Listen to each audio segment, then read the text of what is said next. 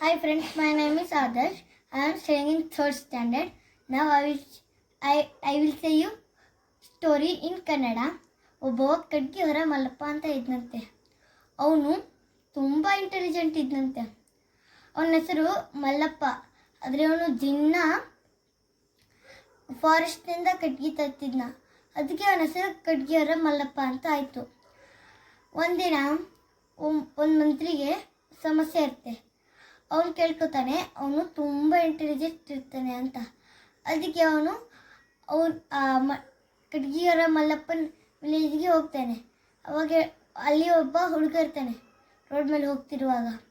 ಅವಾಗ ಅವನು ಹೇಳ್ತಾನೆ, ನಿನಗೆ ಕಟ್ಟಿಗೆಯವರ ಮಲ್ಲಪ್ಪನ ಮನೆ ಗೊತ್ತಾ ಅಂತಂದು.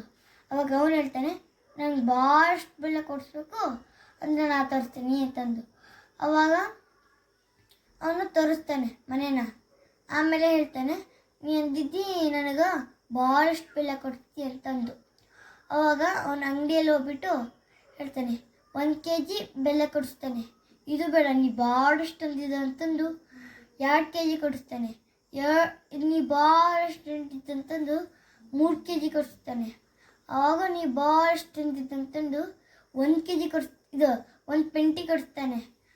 ನೀ ಭಾಳಷ್ಟು ಅಂತಂದು 7 ಪೆಂಟಿ ಕೊಡಿಸ್ತಾನೆ. ನೀ ಭಾಳಷ್ಟು ಕೊಡ್ತೀನಿ ಅಂತಂದು ಹೇಳ್ತಾನೆ. ಅವಾಗ ಅವನು ತಡಿ, ನಾನು ಮಲ್ಲಪ್ಪನ ಜೊತೆ ಮಾತಾಡ್ಬಿಟ್ಟು ಬರ್ತೀನಿ ಅಂತ ಹೇಳ್ತಾನೆ.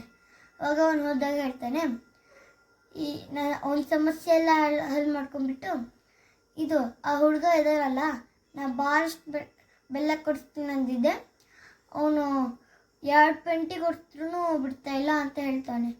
ಆ ಕಡ್ಗಿಯವರ ಮಲ್ಲಪ್ಪ ಬಂದು ಆ ಹುಡುಗನ ಪ್ರಾಬ್ಲಮ್ನ ಹೆಂಗೆ ಸಾಲ್ವ್ ಮಾಡ್ತಾನೆ ಅಂತ ಕಾಮೆಂಟ್ ಮಾಡಿ ಹಾಕಿ. ಬಾಯ್.